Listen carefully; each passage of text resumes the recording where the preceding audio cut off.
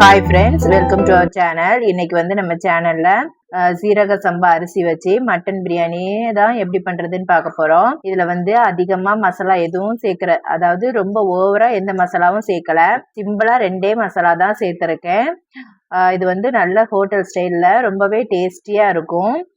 இப்போ நார்மலா வந்து பெரிய பெரிய ஹோட்டல்ல சாப்பிட்ற பிரியாணியை விட சின்ன கடைகள்ல ரொம்பவே டேஸ்டியா இருக்கும். அதுக்கு இந்த மாதிரி ட்ரை பண்ணி பாருங்க. அது எப்படி பண்றதுன்னு பார்க்கலாம். வாங்க வீடியோக்குள்ள போலாம். அதுக்கு முன்னாடி நீங்க இப்பதான் ஃபர்ஸ்ட் டைம் என்னோட சேனல் பாக்குறீங்கன்னா மறக்காம என்னோட சேனலை சப்ஸ்கிரைப் பண்ணி சப்போர்ட் பண்ணுங்க. கூடவே பக்கத்துல இருக்கிற பெல் பட்டனையும் கிளிக் பண்ணிக்கோங்க. அப்பதான் நான் போடுற வீடியோஸ் உடனுக்குடன் நோட்டிபிகேஷன்ல வரும். இப்போ வாங்க வீடியோக்குள்ள போலாம். ஃபர்ஸ்ட் அதுக்கு என்னெல்லாம் எடுத்து வச்சிருக்கேன்னு காட்டுறேன். நான் ஒரு 2 கப் அளவுக்கு சீரக சம்பா அரிசி எடுத்து நல்லா வாஷ் பண்ணி ஊற வச்சு வச்சிருக்கேன். அப்புறமா கொஞ்சமா புதினா மல்லியில 1/4 கிலோ அளவுக்கு பல்லாரி கட் பண்ணி வச்சிருக்கேன். 1/4 கிலோவிலையும் பாதி அளவு தக்காளி கட் பண்ணி வச்சிருக்கேன். தேவையான இஞ்சி பூண்டு பேஸ்ட், ஒரே ஒரு பச்சை மிளகாய், ஒரு 2 டேபிள் ஸ்பூன் அளவுக்கு தயிர் எடுத்து வச்சிருக்கேன். அப்புறம் ஹோல் கரம் மசாலா கொஞ்சம் எடுத்து வச்சிருக்கேன். 2 ஏலக்காய், ஸ்டார்ப்பு, 3 கிராம்பு, சின்ன துண்டு பட்டை, 2 பிரிஞ்சி இலை. அப்புறமா இது 1 ஸ்பூன் அளவுக்கு கரம் மசாலா எடுத்து வச்சிருக்கேன். இதுல ஒரு 1.5 ஸ்பூன் அளவுக்கு வத்தல் பொடி எடுத்து வச்சிருக்கேன். அவ்வளோ. அதுக்கப்புறமா தாளிப்புக்கு தேவையான எண்ணெய், அவ்வளோதான். இப்போ வந்து நம்ம பிரியாணி தாளிச்சுக்கலாம். ஃபர்ஸ்ட் ஒரு பாத்திரத்துல 2 ஸ்பூன் நெய் சேர்த்துக்கோங்க. அது கூடவே ஒரு 2 ஸ்பூன் அளவுக்கு எண்ணெய் சேர்த்துக்கோங்க. எண்ணெய் நல்லா ஹீட் ஆயிடுச்சு. இப்போ நம்ம கட் பண்ணி வச்சிருக்கிற வெங்காயத்தை ஃபர்ஸ்ட் சேர்த்துக்கலாம். எண்ணெய் வந்து நல்ல ஓவர் ஹீட் ஆனதுக்கு அப்புறமா தான் நம்ம செய்ய ஸ்டார்ட் பண்ணணும். அப்பதான் அந்த வெங்காயம் நல்லா கரிஞ்சி வரும். அப்பதான் பிரியாணியோட டேஸ்ட் நல்லா இருக்கும். அதனால எண்ணெய் வந்து நல்லா ஹீட் ஆயிருக்கும் போது ஃபர்ஸ்ட் எடுத்த உடனே நம்ம கரம் மசாலா ஐட்டம்லாம் போட்டோம்னா அது கரிஞ்சு போயிடும். அதனால ஃபர்ஸ்ட் வெங்காயமே போட்டுக்கோங்க.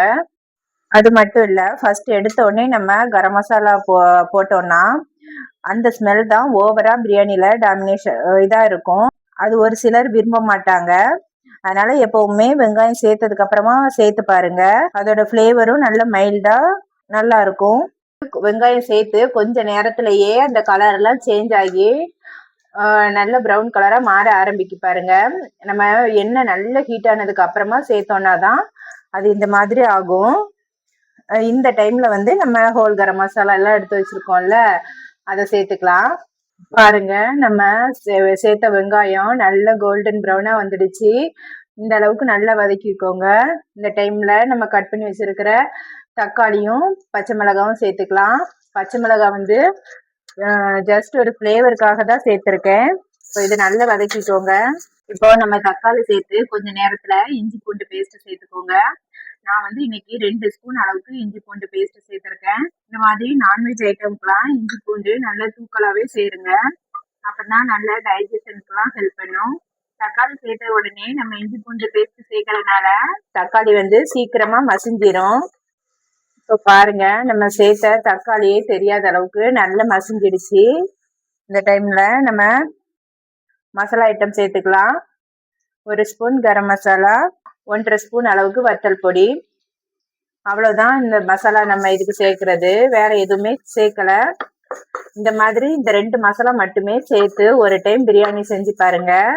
ரொம்ப டேஸ்டியா இருக்கும். இப்போ இது கூட தயிர் சேர்த்துக்கலாம். இப்போ இது கூடவே நம்ம வாஷ் பண்ணி வச்சிருக்கிற மட்டனை சேர்த்துக்கலாம். நான் வந்து இன்னைக்கு 1/2 கிலோ அளவுக்கு மட்டன் எடுத்திருக்கேன். மட்டன் சேர்த்து ஒரு 2 நிமிஷத்துக்கு நல்லா இந்த மசாலாவிலேயே பெரட்டி விடுங்க.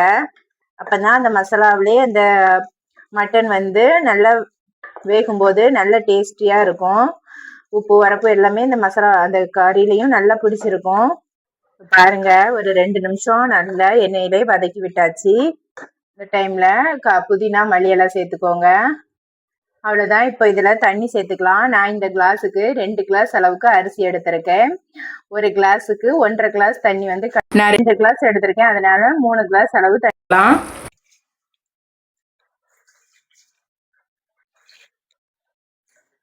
இப்போ தேவையான அளவு உப்பு சேர்த்துக்கோங்க. நம்ம எல்லாமே சேர்த்தாச்சு. இப்போ குக்கர் மூடி போட்டு நம்ம மட்டனை தனியா வேக வச்சுக்கலாம். நம்ம மட்டன் சேர்த்ததுக்கு அப்புறமா ஒரு 4 விசில் விட்டுக்கோங்க. உங்க மட்டன் எப்படி இருக்குங்கிறத பொறுத்து விசில் விட்டுக்கோங்க. இப்போ என்னோட மட்டன் கறி வந்து நல்ல இளம் ஆட்டுக்கறி, அது வந்து சீக்கிரமாவே வெந்துடும். அதனால நான் 2 விசில் மட்டும் விட்டுக்கிறேன்.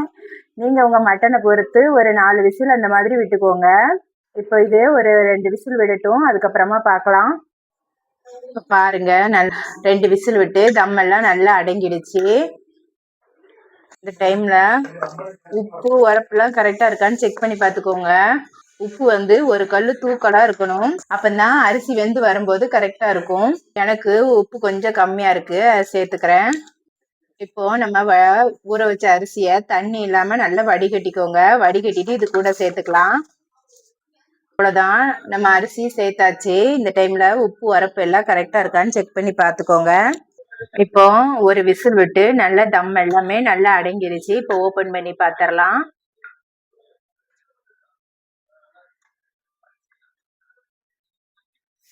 பாருங்க, பிரியாணி அருமையா ரெடி ஆயிடுச்சு.